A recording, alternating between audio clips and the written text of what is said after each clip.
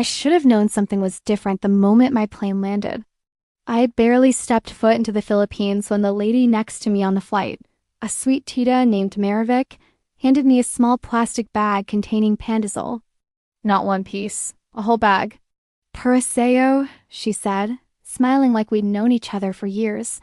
I didn't even ask for food. I just existed and boom bread. I thought it was a one-time thing. Maybe she was just an unusually kind person. But then the immigration officer told me, "Welcome to the Philippines." "Ma'am," and before I could say thank you, he asked, "Have you eaten?" I blinked. I wasn't sure if he was interrogating me or inviting me to dinner. In America, the only thing an immigration officer asks is whether you're bringing suspicious fruit. Here, apparently, they're worried if you're hungry.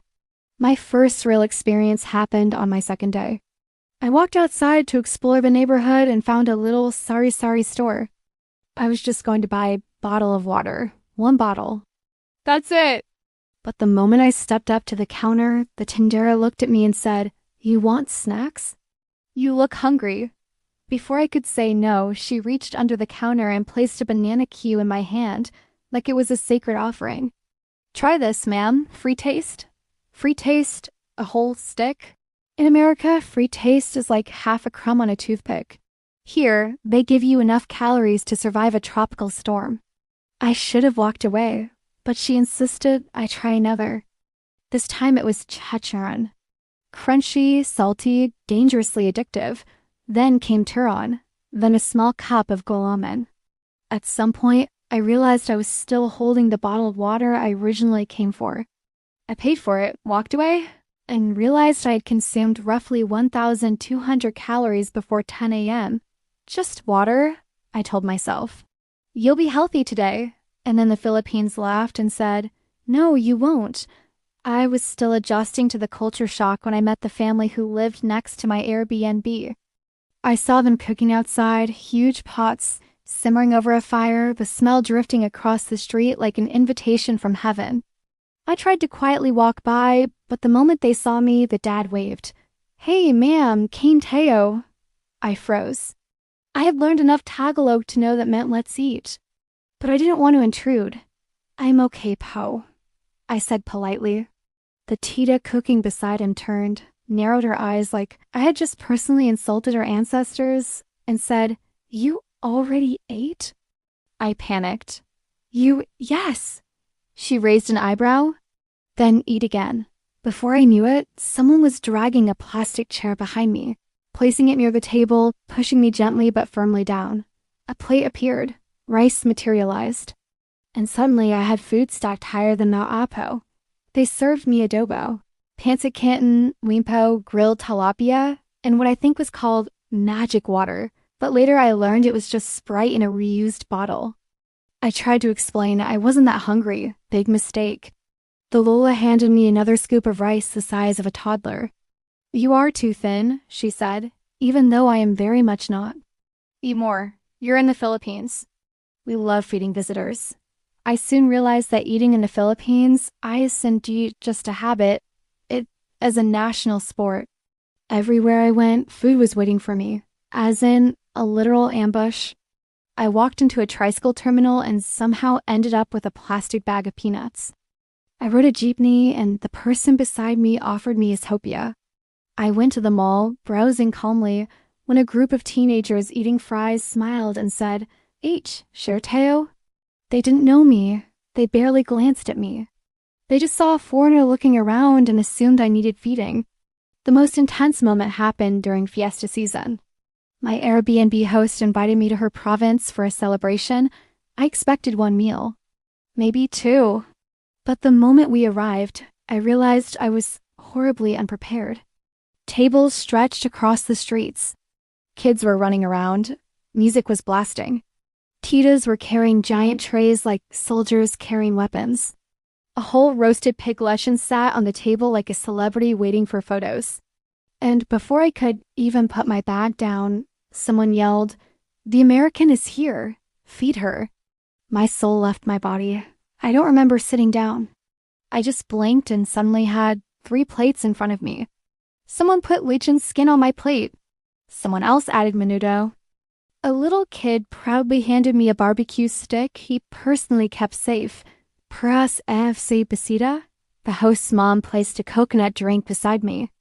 And then, because my plate wasn't tea overflowing enough, another uncle came over with buko salad and insisted I take just a little. His definition of a little could feed a small nation. I made the mistake of finishing the food. Instantly, 5 titas appeared like a summoning spell. Oh, you liked it? Here, have more. Try this other one.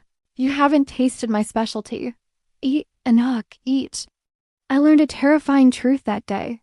If you finish your food, they see it as a challenge. A signal. A green light that says, refill me. The funniest part? Every Filipino I talk to claim they don't eat a lot. Connie lang ako kumain. They say while holding a plate stacked like a 5-story building. Meanwhile, I'm sitting there, stomach fighting for its life, pretending I'm totally fine because saying no to food in the Philippines feels like committing a federal crime.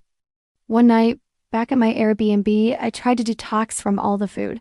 I bought salad, I bought fruit. I told myself, tonight you will not eat rice. But my neighbor knocked on my door with a bowl of kare-kare because we cooked too much. When I politely tried to decline, she said, just taste, which I then learned means finish the whole bowl or I'll give you emotional damage. Eventually, I stopped fighting it. I realized feeding people here isn't just about food. It's love, it's community. It's the Filipino way of saying, you are welcome. You're a part of us now. They don't ask if you're hungry. They assume you are because feeding someone is the most natural form of kindness here. And honestly, it's beautiful. The turning point was when I attended a family reunion. I wasn't even part of the family. I was just dragged along by a friend. But the moment I stepped in, the Lolo shouted, "Hey, foreigner, get her a plate." Within seconds, a chair appeared out of nowhere. A kid handed me Coke. Someone I never met spoon-fed me Pickle Express like I was a baby bird who needed guidance. Then came the moment I will never forget. An auntie approached me, wiped sweat off my forehead with a tissue, and said, "Do you want rice or extra rice?" Not, "Do you want rice?" No, which kind? I had options. After 2 months in the Philippines, I realized something hilarious. I didn't have a single picture where I wasn't holding food. Every selfie, there's halo in my hand. Every group photo, someone is offering me lumpia. Every beach trip, I somehow end up grilling bangus. I came to the Philippines thinking I'd lose weight from all the walking and sweating. Instead, I left with cheeks rounder than the sayapao I kept eating. But the real moment that got me happened at the airport when I was leaving. I was waiting in line when a Filipino mom tapped my shoulder and said, "You look sad. Here." She handed me a small Tupperware. Inside was adobo. Adobo in the airport at 6 a.m.? I laughed, and she smiled and said, "For your flight, so you won't get hungry." That's when I understood everything. In the Philippines, feeding someone isn't just food. It's comfort, it's affection. It's how they say, "We care about you." And honestly, I think the world could learn from that. Filipinos don't just share food. They feed you like you haven't eaten in 3 years. And somehow, they make you feel like you deserved every bite. And I'm telling you now, as a once skinny American who went home heavier, happier, and full of adobo, it's the best feeling in the world. Thanks for watching, and I'll see you in the next one.